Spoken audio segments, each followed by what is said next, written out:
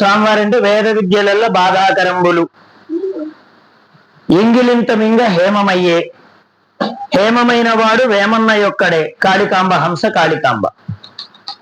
అంటే మనకేమనిపించింది ఇందాక? వేద విద్య బాధ అనిపించింది.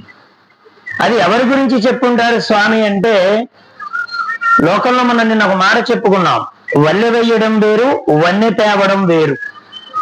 వల్లె వేయడం అంటే మాటి మాటికి అదే చెప్పుకోవడం. కానీ వన్నె తేవడం అంటే మనం చేసేటువంటి పనిలో నిష్ణాతులం కావడం. అందరం పనిచేస్తాం. ఇంతకు ముందు చెప్పినట్టుగా పొలం పని అందరూ చేస్తారు, శ్రద్ధను బట్టి ఫలితం వస్తుంది. ఒకళ్ళు ఉంటారండి, ఇంట్లో ఒకటే పని చెప్తారని చెప్పి చేనుకెళ్ళి కూర్చుంటారు, ఏం పని చేయడం. వాడు 24 గంటలు చేలోనే ఉంటాడు, కానీ ఇంటి పక్క ఆయన మాత్రం పని ఉంటే పెడతాడు, పని చూసుకుంటాడు, ఇంటికి వస్తాడు.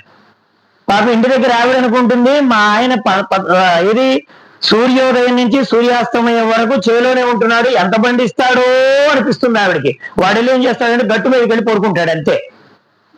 ఊరికంటే ముందు పోతాడు, ఊరు వచ్చిన తర్వాత వస్తాడు ఇంటికి. చేలో మాత్రం పని చేయడు. కానీ కొంతమంది ఉంటారు, పనికి వెళ్తారు, ఆ పని చేస్తారు, సమయానికి మళ్ళీ ఇంటికి వస్తారు. ఇంట్లో ఎప్పుడు ఉంటారో పొలంలో ఎప్పుడు ఉంటారో తెలియదు, కానీ పని చేస్తారు. కానీ వాళ్ళు అనుకుంటారు, మా వాళ్ళు సూర్యోదయానికి వెళ్ళి సూర్యాస్తమయం వరకు చేలోనే ఉంటాడండి, ఎంత పని చేస్తున్నాడో.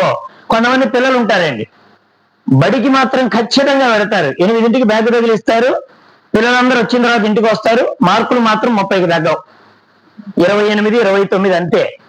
కానీ పక్కింటి పిల్లాడు ఎప్పుడు చదువుతాడో తెలియదు, ఎప్పుడు లేస్తాడో తెలియదు, వాడికి 100కి 90 వస్తాయి.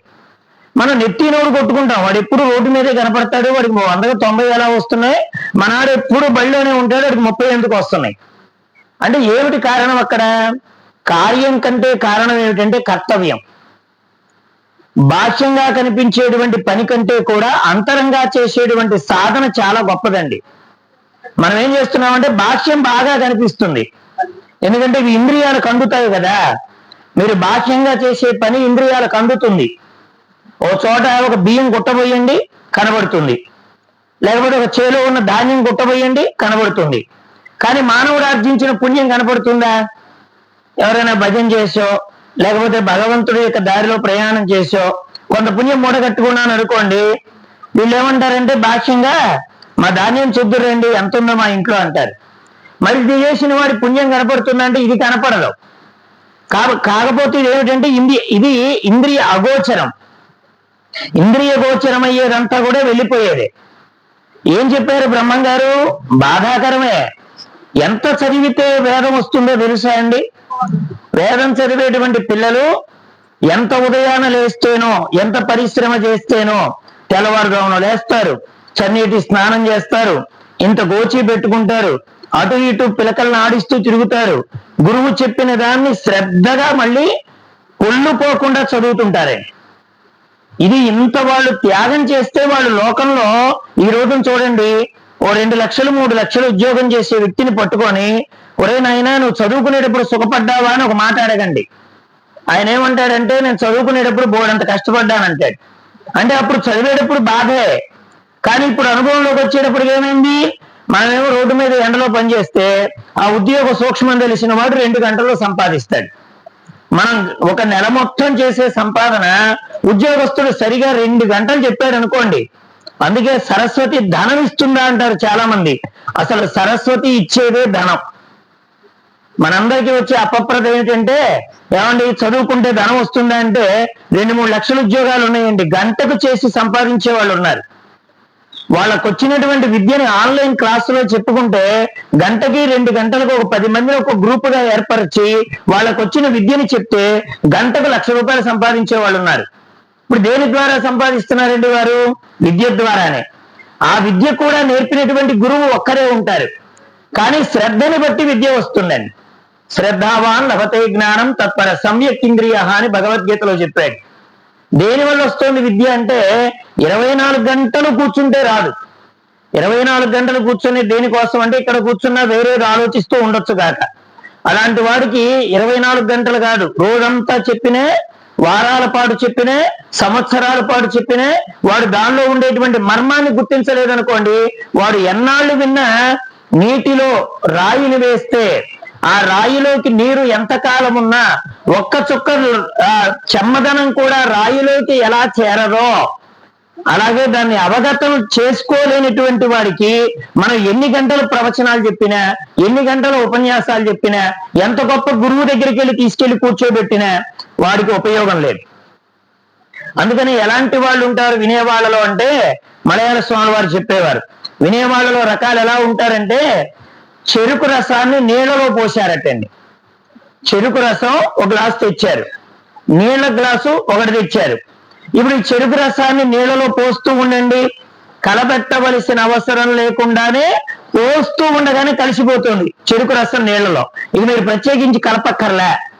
ఉత్తమమైనటువంటి శ్రద్ధ కలిగిన వాడు వినేవాడు ఎలా ఉంటాడంటే, నీళ్లలో చెరుకు రసం పోస్తూ ఉండగానే అది నీళ్లలో ఎలా కలిసిపోతుందో మళ్ళీ కలియబెట్టవలసిన అవసరం లేకుండా, మళ్ళీ రెండోసారి చెప్పవలసిన అవసరం లేకుండా గురువు చెప్పేటప్పుడే నిష్ఠాగరిష్ఠుడైనటువంటి శ్రద్ధాళువైనటువంటి శిష్యుడు కూడా ఆ చెరుకు రసాన్ని నీళ్లలో పోసేటప్పుడు ఎలా కలియబెట్టవలసిన అవసరం లేకుండా కలిసిపోతుందో ఉత్తమ గుణాలు కలిగిన వాడు కూడా అలాగే వింటాడండి. రెండో గుణం కలిగిన వాడు ఎవడంటే, వస్త్రం లాంటి వాడు, అంటే బట్ట లాంటి వాడు. ఈ మీద పట్టినటువంటి బట్టని నీళ్ళలో తీసుకెళ్ళామనుకోండి, ఆ నీళ్లు పీలుస్తుంది గుడ్డ. పీల్చిన తర్వాత మనం బయటకు వచ్చి దాన్ని పిండేస్తాం. స్నానం చేసిన తర్వాత వస్త్రాన్ని పిండుతాం కదా, ఈ వస్త్రం పిండినప్పుడు మనం ఎంత పిండినా వస్త్రానికి చెమ్మ ఉంటుందండి. దాన్ని తీసుకెళ్ళి ఏం చేస్తాం, మన ఎండలో ఆరేస్తాం. పూర్తిగా దానిలో ఉండే తడంతా పోయిన తర్వాత మళ్ళీ మనం కట్టుకోవడానికి వీలైపోతుంది. అంటే మధ్యమ శ్రోత ఎలా ఉంటాడంటే, మంచినీళ్ళ చెరువులోనో లేకపోతే ఒక కుంటలోనో వస్త్రం వేస్తే దాన్ని మళ్ళీ బయటికి తీసుకొచ్చి పిండిన తర్వాత ఎంతో కొంత వస్త్రానికి ఎలా తడి అట్టి పెట్టుకొని ఉంటుందో, మధ్యమమైనటువంటి శిష్యుడు కూడా గురుబోధన వింటాడే కానీ వాడు పూర్తిగా దాన్ని బయట ప్రపంచంలోకి తీసుకురాడు. కొంత వస్త్రం పట్టుకున్నట్టుగా కొన్ని తెలియనటువంటి విషయాలు వాడిలో ఉండిపోతాయి, వాడికి అర్థం కాదు. ఇక మూడవ శిష్యుడు ఎలాంటి వాడంటే, రాయిని నీళ్ళలో వేస్తే ఆ నీళ్ళ యొక్క చెమ్మ రాయి ఎలా పీల్చుకోలేదో, ఎన్ని సంవత్సరాలున్నా కానీ రాతికి నీటి చెమ్మ ఎలా అంటదో, అలాగే వీడు గురువు దగ్గరికి వెడతాడు. ఉదయం వెడతాడు, మధ్యాహ్నం వెడతాడు, సాయంత్రం వెడతాడు. గురువు గారు వారం ఉండమంటే వారం ఉంటాడు, 365 రోజులు ఉండమంటే 365 రోజులు ఉంటాడు. కానీ రాయి లాంటి మనస్సు కలిగిన వాడు గనక అయినట్టయితే ఆ గురుబోధని వాడు లోపల చెమ్మ ఎలాగైతే నీటిని లోపలికి చేర్చుకోలేదో, రాతి హృదయం కలిగిన వాడు కూడా గురుబోధని లోపలికి చేర్చుకోలేడు. కాబట్టి ఉపనిషత్తులందు ఉపదేశకుల యందు శృతుల యందు శ్రద్ధ చూపవలయు. 3 విషయాలు చెప్పారండి ఇక్కడ బ్రహ్మం గారు. మొట్టమొదటిది ఏమిటి అంటే ఉపనిషత్తు. ఉపనిషత్తులు అంటే ఏంటి చెప్పండి? ఉపనిషత్తులు అంటే ఏమిటవి? శ్రవణయోగ్యమైనవేదో అవి ఉపనిషత్తులు అన్నారు. ఏది అనుభవానికి సంబంధించిందో దాని భగవద్గీత అన్నారు. మననానికి సంబంధించిన దాన్ని బ్రహ్మసూత్రాలు అన్నారండి. ఈ 3 మనం గుర్తుపెట్టుకోవాలి. అనుభవము గీత. మనం భగవద్గీత చదివామనుకోండి, అందులో మనకు అనుభవాలు వస్తాయి. అనుభవం వస్తుంది, ఎందుకంటే ఇది అర్జునుడు అంగీకరించాడు. చెప్తున్నటువంటి కృష్ణ పరమాత్మ కూడా ఉపమానంతో చెప్పాడు. ఎలా ఉంటే నీకు బాగా బుద్ధి గ్రహించడానికి వీల్లేనటువంటి అర్థాలు కూడా స్వామివారు చక్కగా ఉపమాన రూపంలో చెప్పాడు. ఆయన నీకు దేహం అంటే ఏంటి, దేహం లోపల ఉన్నవాడు ఎవడు, దీన్నే మనకు ఉపనిషత్తులు కూడా చెప్పాయి.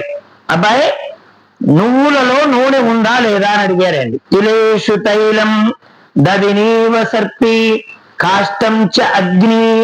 ఎలా ఉంది దీనిలో ఆత్మ? శరీరంలో నశించేటువంటి శరీరంలో నశించినటువంటి దైవం ఎలా ప్రకాశిస్తున్నాడు, దీన్ని ఉపమానంతో చెప్పారు. కూర్చో పెద్ద ఆయన, కూర్చో పర్వాలేదు. ఎలా చెప్పారంటే తిలేషు తైలం అంటే నువ్వుల్లో నూనె ఉందా లేదా, మీరు ఒప్పుకుంటారా లేదా? కానీ నువ్వులను అలా తీసుకొచ్చి దీన్ని దీపారాధన చేయండి అని ఎవరికైనా ఇచ్చారనుకోండి, తీసుకొని మీ నువ్వులు మీరే ఉంచుకోండి, దీనిలో దీపారాధన చేయడం కుదరదంటారు. దీంతో దీపారాధన చేయడం కుదరదంటారు. మరేం చేయాలి? నువ్వుల్ని బాగా గానుగాడించాలి. దీనిలో నుంచి నూనె తీయడానికి ఒక కార్యం ఉంది అక్కడ. ఏమిటది?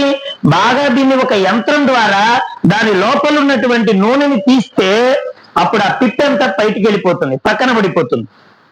కొబ్బరి గిన్నెలో నూనె ఉన్నట్టుగా, వేరుశనగ విత్తనాల్లో నూనె ఉన్నట్టుగా, కానీ కళ్ళతో చూస్తే అది కనబడనట్టుగా, ఒక పరికరం ద్వారా ప్రయత్నం చేస్తే పిప్పికి పిప్పి నూనెకు నూనె ఎలా వేరుగా ఉందో అలాగే ఈ శరీరంలో విచారణ చేస్తే నశించిపోయేటువంటి దేహంలో నశించినటువంటి పరమాత్మ కూడా అలా ఉన్నాడు. తిలేషు తైలం అని చెప్పారు.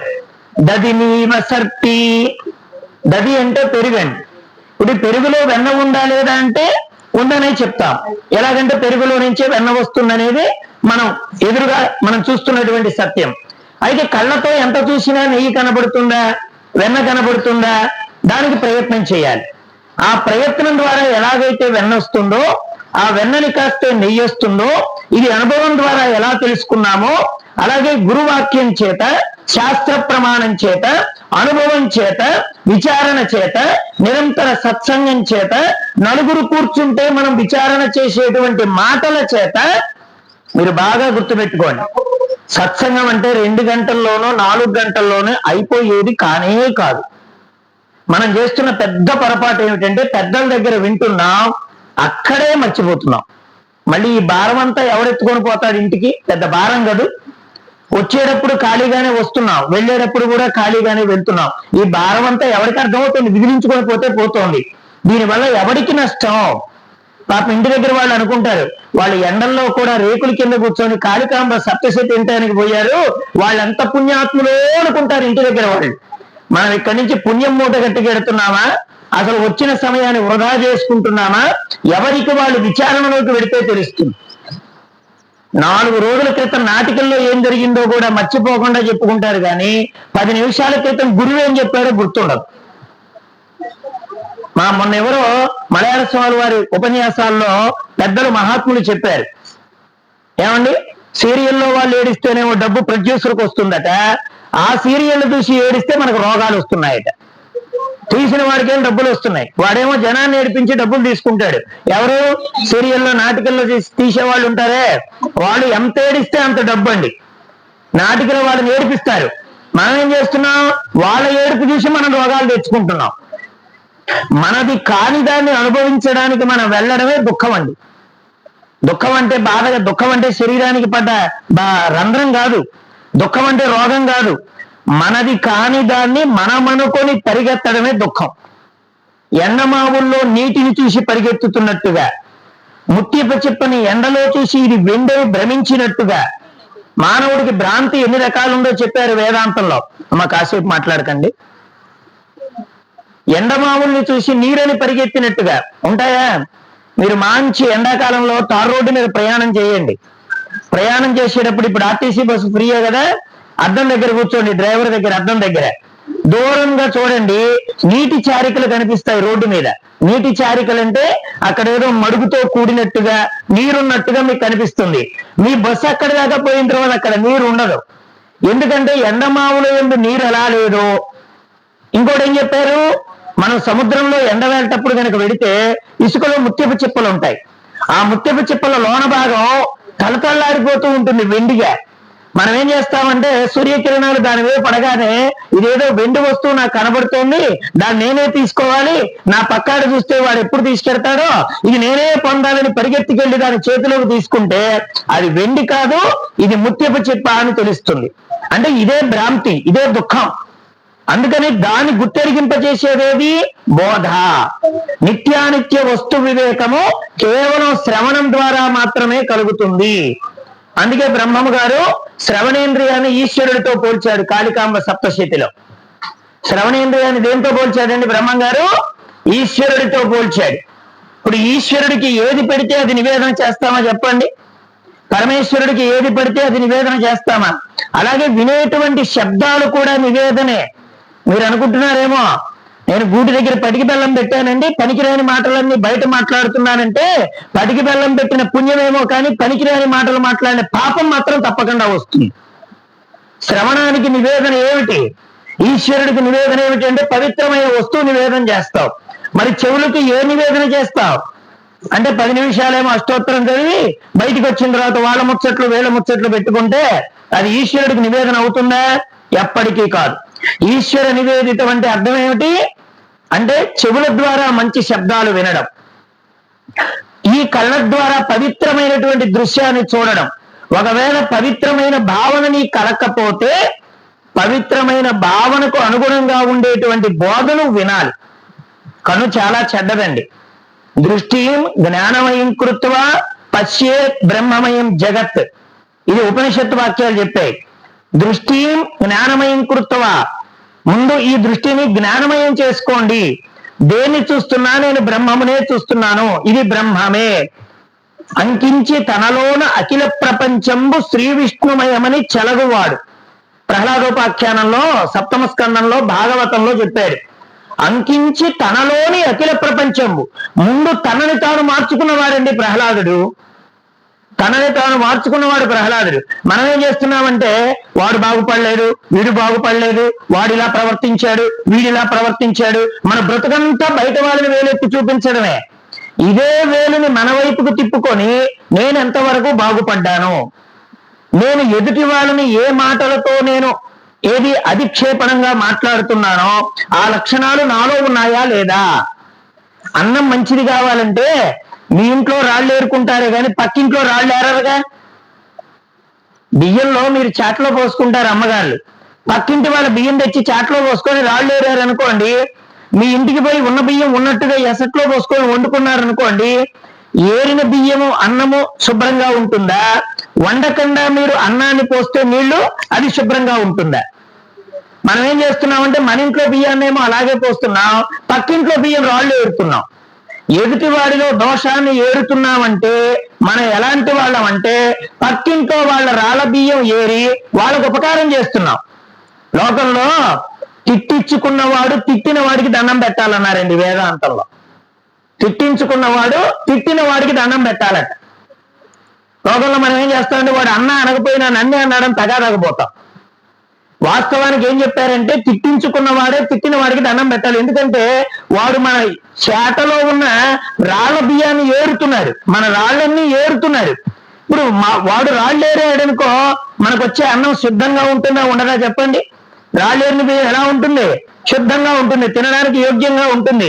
వాడికి నమస్కారం పెట్టాలి, అబ్బాయి ఏ మాత్రం నాకు కష్టం లేకుండా చక్కగా నేను తినేటువంటి నా పదార్థాన్ని రాళ్ళు లేకుండా నా దోషాలన్నీ ఏరుతున్నావు గనక నువ్వు చాలా గొప్పవాడివి.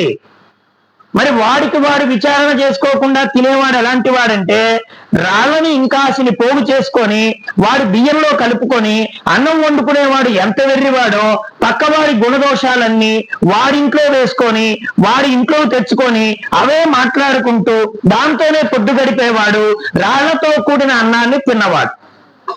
వీళ్ళిద్దరూ ఎవరు గొప్పవాడు చెప్పండి? రాళ్ళు ఏరుకు తిన్నవాడు గొప్పవాడా, రాళ్ళు వేసుకు తిన్నవాడు గొప్పవాడా?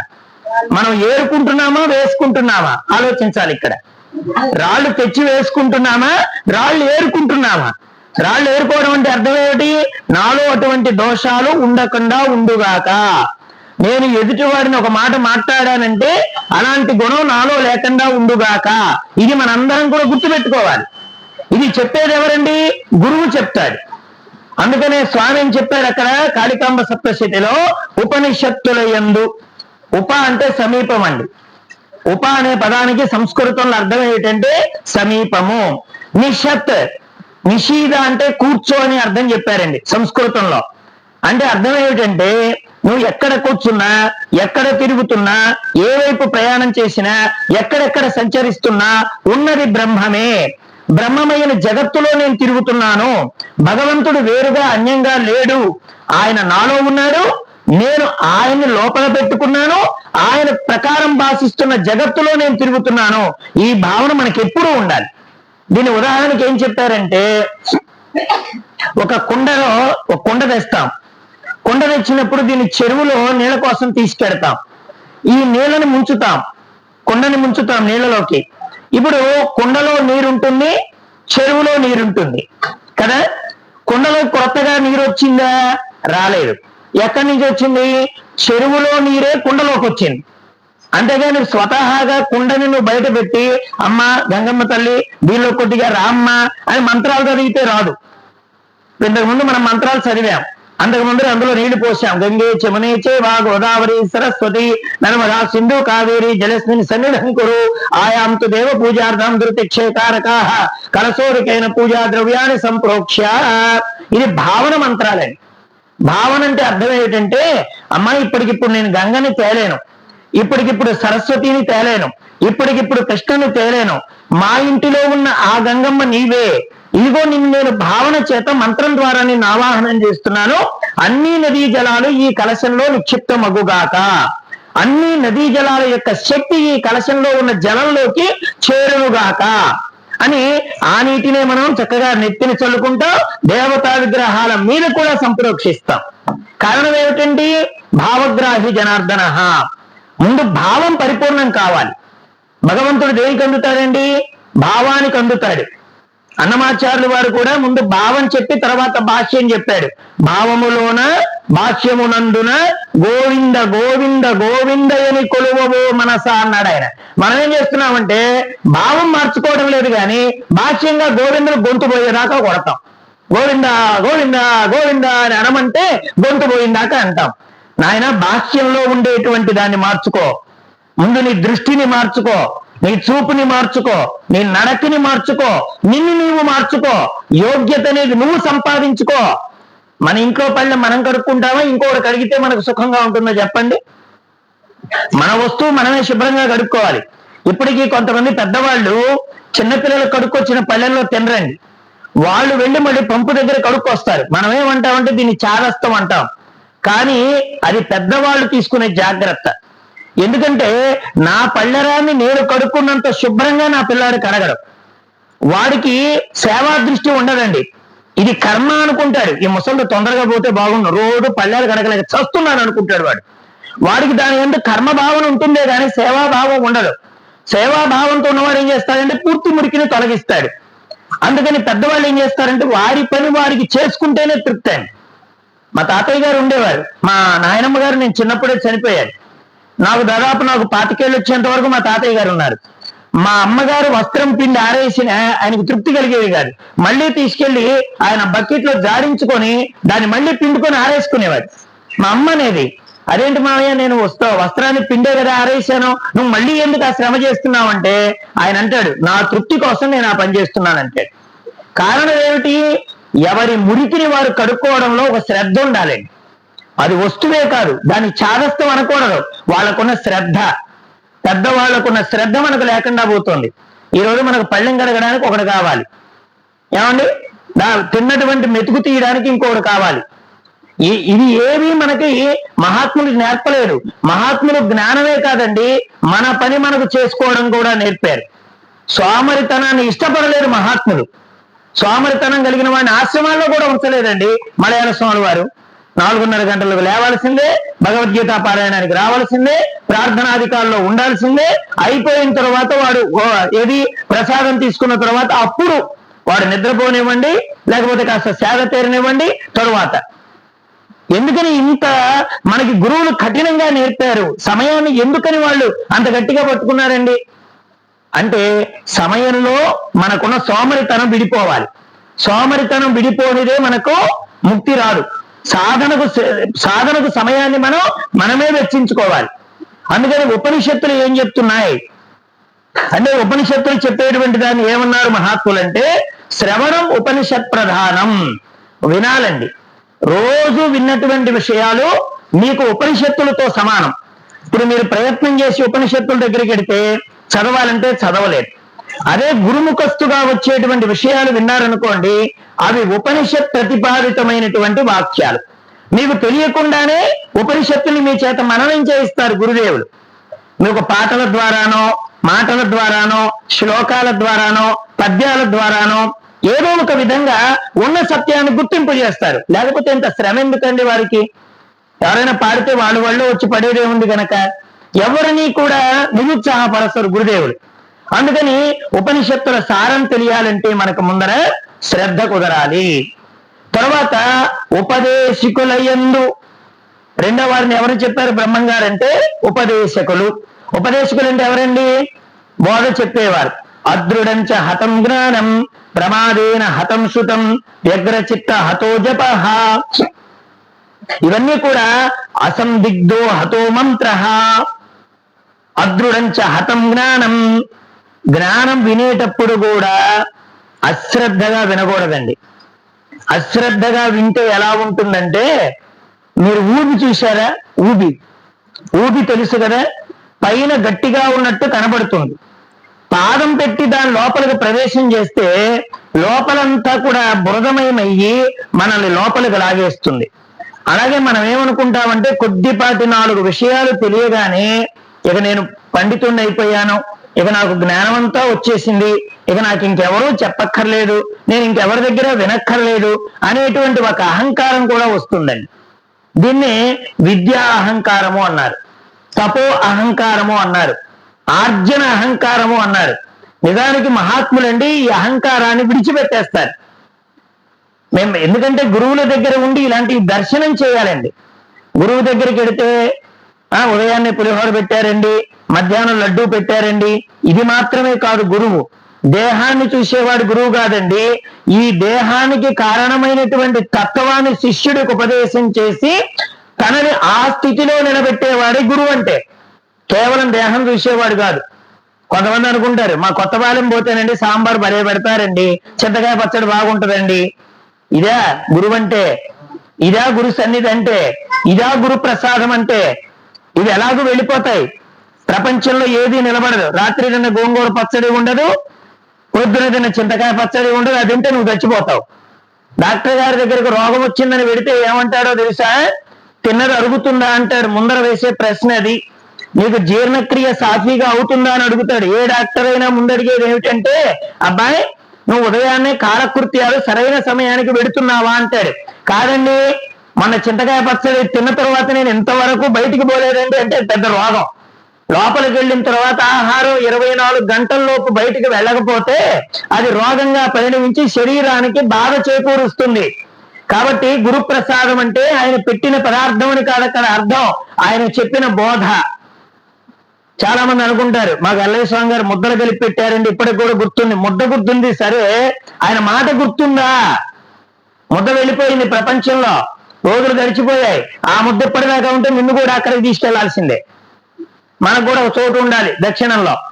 ఆ ముద్ద ఇప్పటిదాకా ఉందనుకోండి, స్వామివారు వెళ్ళిపోయే ముందు మనకు 2 రోజుల క్రితం ముద్ద పెట్టారు, అప్పటి నుంచి మనం బయటికి వెళ్ళలేదు. చస్తామా చావా? దెబ్బకి చస్తాం, 4 రోజులకే చస్తాం బయటికి వెళ్ళకపోతే. కాబట్టి ఇది కాదు మనకు గుర్తుండాల్సింది, మాట గుర్తుండాలి. అది గుర్తుందనుకోండి, అది నిరంతర ప్రసాదం, అది జ్ఞాన ప్రసాదం. గురు ప్రసాదం అంటే అది. గురువు చెప్పినటువంటి బోధని మనం నిరంతరం గుర్తుపెట్టుకోవాలి. కాబట్టి ఉపదేశికుల యందు, గురువు యందు మనుష్య భావన ఉంటే వాడు రౌరవాది నరకాలు పట్టిపోతాడనండి గురుగీతలో. గురుగీత చదవండి.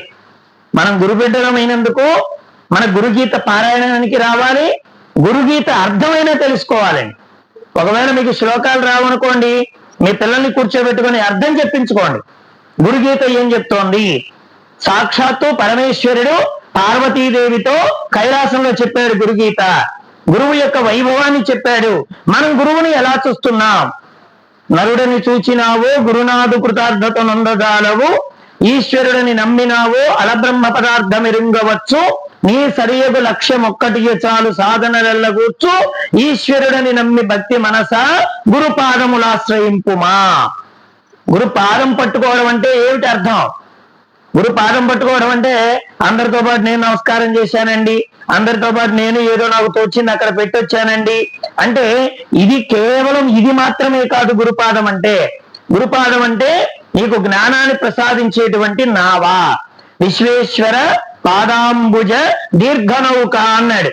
ఎవరు? ఆదిశంకర భగవత్పాదాచార్యులు వారు సంసారం అనే సముద్రం దాటడానికి, సంసారం ఎలాగైతే చూడడానికి దుర్నిరీక్ష్యమై అంటే కంటికి అందరానిదై ఎంత లోతుంటుందో తెలియక అగాధమై అపారమై ఎలా ఉంటుందో దాన్నే సముద్రము అన్నారు. సముద్రానికి ఇంకో పేరు ఏంటంటే పారావారము అంటారు. పారావారము లింకబారినన్ లోరోధారుని రజమైపోయినని భాగవతంలో పద్యం కూడా వస్తుంది. పారావారం అంటే సముద్రం, పారావారం అంటే తీరం కనపడకపోవడం. ఈ దరిలో ఉన్నటువంటి మనకి ఆ దరి తెలియకపోవడమే సముద్రం అంటే. అలాగే మనకు కూడా అనిపిస్తుందండి, బాల్యంలో ఉన్నప్పుడు అనిపిస్తుంది తొందరగా పెద్ద అయితే కష్టాలు లేకుండా పోతాయి, బడికి వెళ్ళమనేవాడు ఉండడు, చదువు నేర్చుకోమనేవాడు ఉండడు, తొందరగా పెద్ద అవుతాం కదా అనిపిస్తుందండి. పెద్ద అయిన తర్వాత అనిపిస్తుంది పెళ్లి ఎప్పుడు చేస్తారో వీళ్ళు, నన్ను అసలు పట్టించుకోవడం లేదు, నా వయసు 23 వచ్చింది, 24 వచ్చింది, అసలు నా పెళ్లి గోలే పట్టడం లేదు ఈ కొంపలో అని అనుకుంటాడు. అదొక బాధ. పోనీ అయ్యిందనుకోండి, ఇక తర్వాత ఉంటుంది అసలు బాధ. నేనే వాళ్ళు ఊరుకుంటే గుర్తు చేసి మరీ తెచ్చుకున్నాను ఈ తంటని, ఈ తంట ఎప్పుడు తీరుతుందో అనుకుంటాడు. ఆ తర్వాత మళ్ళీ చూటిపోటి వాళ్ళు అంటూ ఉంటారు, ఏమ్మా ఏమైనా నెలలు నిండాయా లేదా. ఇప్పుడు వాళ్ళకి అదొక దిగులు, పెళ్లి కాగానే అయిపోలేదు, ప్రారంభమైంది అక్కడ కష్టం. వాళ్ళు అనుకుంటారు దేవుడా కనపడ్డ వాళ్ళందరూ ఎన్నో నెల అంటున్నారు, ఆ నెలలేవో తొందరగా వచ్చేటట్టు చూడు అని ఒక దండం పెడతారు. ఇక తర్వాత సంతానం వస్తుంది, ఆడో మగం లోకంలోకి వస్తుంది. ఎవరు పుట్టారు అంటే అబ్బాయి పుట్టాడు అన్నారు అనుకోండి, ఏమంటారు అబ్బాయి పుడితే అదృష్టవంతుడు, అమ్మాయి పుట్టింది అనుకోండి మీరు అప్పు పడ్డారేమో అమ్మాయి పుట్టింది అంటారు. ఇప్పుడు ఇదో దిగులు. అలా పుట్టిన వాడికి మాటలు రాలేదనుకోండి అదొక దిగులు, చెప్పింది వినలేదనుకోండి అదొక దిగులు, నచ్చింది చదవలేదనుకోండి అదొక దిగులు, అనుకున్న ఉద్యోగం రాలేదనుకోండి అదొక దిగులు, వచ్చిన కూడా సరిగా లేదనుకోండి అదొక దిగులు, వాడికి మళ్ళీ పిల్లలు పుట్టలేదనుకోండి అదొక దిగులు. ఎక్కడుందండి సంసారంలో సుఖం? సంసారం సాగరం దుఃఖం. మహాత్ములు చెప్పేశారు దుఃఖాలయం శాశ్వతం. వెనకడికి ఎవరు ఉప్పు సముద్రంలో పడ్డవాడు తీపి నీరు రాలేదు అన్నాడట. అసలు సముద్రంలో ఉండేదే ఉప్పు, సంసారంలో ఉండేదే తప్పులు. సంసారంలో ఉండేవని తిప్పలే. దానిలో ఉప్పు నీరుకి మంచి నీరు ఎలా దొరకడం దుర్లభమో, సంసారంలో తిప్పలు లేకుండా ఉన్నానని ఎవడు కూడా అస్సలు కనపడడం. కాబట్టి దీనికి పారావారం అని పేరు పెట్టారు. అంటే లోతు తెలియదు, తీరం తెలియదు, ఎన్నాళ్ళు ఈదాలో తెలియదు. భద్రాచలంలో బోటు ఎక్కితే బోటు వాడిని అడిగితే చెప్తాడు ఇంకో 10 నిమిషాల్లో వెళ్తామండి, ఇంకో అరగంటలో వెళ్తామండి. సంసారంలో ఎక్కిన తర్వాత అడగండి ఒడ్డు ఎప్పుడు వస్తుంది, చచ్చిన తర్వాత అని సమాధానం వస్తుంది అంతే. అంతేగాని ఎవడో చెప్పలేడు ఈ తర్వాత వస్తుంది, ఇక్కడ వస్తుంది, 30 ఏళ్ళకి వస్తుంది, 50 ఏళ్ళకి వస్తుంది. ఆఖరికి 60 ఏళ్ల దాకా ఆనందంగా బ్రతికిన వాడు లేనిపోని కష్టాలు వచ్చి నా వయస్సులో ఎరగలేదండి, కష్టాలు అంతా అయిపోయిన తర్వాత ఇప్పుడు వచ్చింది నాకు కష్టం అంటాడు వాడు. అప్పటిదాకా వాడికి కష్టం అంటే ఏంటో తెలియదు. సిల్కు చొక్కాలు, సెంటు సీసాలు ఇవన్నీ అయిపోతాయి. 60-65 ఏళ్ల దాకా అవే ఉంటాయి. 65 ఏళ్ల తర్వాత అన్నం పెట్టేవాడు ఉండడు, గొడ్డిచ్చేవాడు ఉండడు, నచ్చింది పెట్టేవాడు ఉండడు, మాట ఆలకించేవాడు ఉండడు. కష్టాలన్నీ అప్పుడు బయలుదేరతాయి. వాడు అంటాడు 60 ఏళ్ల దాకా నాకు కష్టం అంటే ఏంటో తెలియదు, ఇప్పుడు మొదలైందండి, పని చేద్దామంటే ఓపిక లేదు, చద్దామంటేనే లోకంలో భయం వచ్చేసింది, ఏం చెయ్యాలని ఏడుస్తూ తెచ్చేవాడు బోర్డు మంది ఉన్నారు ప్రపంచంలో. కాబట్టి ఇది సుఖంగానే కాదు. పైన గట్టి చెక్కలాగా కనపడి పైన గట్టిగా కనబడుతూ అడుగు పెట్టే కొద్ది లోతు తెలియకుండా మనల్ని తన స్వరూపంలోకి తాను తెలియకుండా మృత్యుకోహరంలోకి లాగుతోంది ఈ సంసారం అనేటువంటి సముద్రం. దీని రహస్యం చెప్పేవారు ఎవరండి? ఉపదేశకులు. అంటే ఉప అంటే అర్థం ఏంటండి, ఉపదేశం అంటే అర్థం ఏంటి? రామకృష్ణ స్వామి వారి దగ్గరికి వెళ్ళి ఒక ఆయన అడిగాడు, ఉపదేశం అంటున్నారు గురుదేవా, అది తీసుకోకపోతే ఏమిటో మోక్షం లేదట, నాకు కూడా ఉపదేశం ఇవ్వండి అని అడిగాడండి రామకృష్ణ స్వామి వారిని. అబ్బాయి కొట్టుకి వెళ్ళావు, ఒక వస్తువు కావాలని అడిగావు, ఆ వస్తువుని నువ్వు చూపించగలవు కదా. ఇప్పుడు జీడిపప్పు కావాలని వెళ్ళానండి, కొట్టు ఆయన చూపిస్తాడు, తీసుకునేవాడు ఇదిగో ఇదేనండి అంటాడు. ఒక ధాన్యం కావాలని వెళ్ళాం, మంచి బియ్యం చేతిలో పోస్తాడు ఎవరు? దుకాణదారుడు. చేతిలో పోసుకోగానే ఇలా నాణ్యత చూస్తాం, నోట్లో వేసుకొని గట్టితనం చూస్తాం.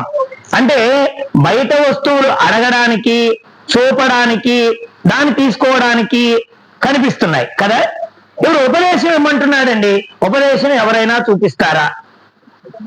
ఎవరో వచ్చారండి, ఒక ఆయన ఉపదేశం ఇవ్వండి అన్నారు, ఇవ్వమంటే చూపియాలిగా. జీడిపప్పు చూపిస్తున్నా, కిస్మిస్సులు చూపిస్తున్నా, ఉపదేశాన్ని కూడా చూపియాలిగా. అసలు ఉపదేశం అంటే ఏంటని గురువు గారు అడిగారు. వచ్చిన ఆయన్ని అడిగాడు, గురువుగారు ఉపదేశం ఇవ్వండి. అబ్బాయి అంతా బాగానే ఉంది, ఉపదేశం అంటే ఏమిటి అని అడిగాడు. నాకు తెలియదండి, వాళ్ళు తీసుకున్నారట, వీళ్ళు తీసుకున్నారట, వెనకావిడ తీసుకుందట, ముందావిడ తీసుకుందట, మా ఊళ్ళో ఒక ఆవిడ తీసుకొని 15 సంవత్సరాలు అయిందట. ఇప్పుడు 15 సంవత్సరాల ఆవిడ దగ్గరికి వెళ్ళి వదినా గురువు గారి దగ్గర ఉపదేశం తీసుకున్నావట, ఆ ఉపదేశం అనే వస్తువును మా గురువు గారు తెమ్మన్నారు, కాస్త నా చేతికిస్తే ఆయనకు చూపించి మళ్ళీ నేను ఉపదేశం నీకు ఇస్తా. 15 ఏళ్ల క్రితం తీసుకున్నట్టండి ఆవిడ చూపించమనండి. పోనీ 15 ఏళ్ల క్రితం వస్తువు ఉండదు అనుకున్నాం, నిన్న పౌర్ణానికి ఒక ఆవిడ తీసుకుందండి ఉపదేశం, ఆవిడ దగ్గరికి వెళ్ళి అడగండి వదిన కాస్త ఉపదేశం అంటే నా అరచేతిలో పెట్టు, నేను వెళ్ళి మా గురువు గారికి చూపించి మళ్ళీ నీకు తీసుకొచ్చి ఇస్తాను, మా గురువు గారు చాదస్తుడు, ఆయన ఉపదేశం అంటే ఏంటో అడుగుతున్నాడు అని అన్నారు అనుకోండి. ఎంతవరకు చూపించిన వాళ్ళు ఉన్నారా? పోనీ ఇచ్చేటువంటి ఆయన చూపిస్తున్నారా? తీసుకున్న ఆయనకి ఏమైనా అనుభూతి అక్కడ తీసుకున్నాననేటువంటిది కలుగుతుందా? అసలు ఉపదేశం అనే పదానికి అర్థం ఏమిటి అది అడిగారండి రామకృష్ణానంద స్వామి వారు. అయ్యా ఉపదేశం అంటున్నావు, ఉపదేశం అంటే అర్థం ఏమిటి అన్నాడు. ఆయన అన్నాడు, ఉపదేశం అని 10 మంది చెప్పుకోవడమే గాని నేను ఎప్పుడూ చూడలేదు అన్నాడు ఆయన. ఆ ఉపదేశం అనేది 10 మంది చెప్పుకుంటున్నారండి, నేను ఎప్పుడు చూడలేదు. ఆయన అన్నాడు, చూడని వస్తువా, చూపించలేని వస్తువా నేనెలా నీకు ఇవ్వగలను? చూడని వస్తువు, చూపించలేని వస్తువుని అడుగుతున్నాడండి శిష్యుడు వచ్చి, దాన్ని నేను నీకు ఎలా ఇవ్వగలను అని అడిగితే వీడికి బుర్రపోయింది. మా గురువు గారికి మతిపోయినట్టుంది. ఏదో మా వాళ్ళు ఎంతమంది మా ఊళ్ళో తీసుకొచ్చుకున్న వాళ్ళు ఎంతమంది ఉన్నారు ఉపదేశం, అసలు ఇచ్చిన గురువులు ఎంతమంది ఉన్నారు, అసలు ఈ గురువు గారికి బుర్రలేదు. ఉపదేశం అంటే ఏంటని అడుగుతున్నాడు, ఇచ్చిన దాన్ని తీసుకురమ్మంటున్నాడు, అసలు ఇదేమైనా జరిగే పనేనా అని అడిగితే వెంటనే ఆయన అన్నాడు, ఇవన్నీ నాకు తెలియదు గురువు గారు, మీరు వచ్చారు, మీ దగ్గరకు వచ్చాను, అసలు మీ దృష్టిలో ఉపదేశం అంటే ఏంటో చెప్పండి అన్నాడు. శిష్యుడు సరెండర్ అయ్యాడు గురువు గారికి. అయిన తర్వాత వెంటనే స్వామి ఉపదేశం అంటే ఏంటి అని అడిగితే అప్పుడు గురువు గారు చెప్పారండి, అపదేశం ఉడిగితే అదే ఉపదేశం అన్నారు. రామకృష్ణానందగిరి స్వామి వారు చెప్పిన మాట అది. అపదేశము అంటే అర్థం ఏమిటి? తనని కాని దాన్ని తాననుకోవడమే అపదేశము. తనది కాని దాన్ని అంటే దేహం నేను కాదు, ఇప్పటిదాకా దేహం నేను అనుకున్నాను, ఇదే నేను కాననుకున్నప్పుడు దీనితో కూడిన వాళ్ళు నా వాళ్ళు ఎలా అవుతారు?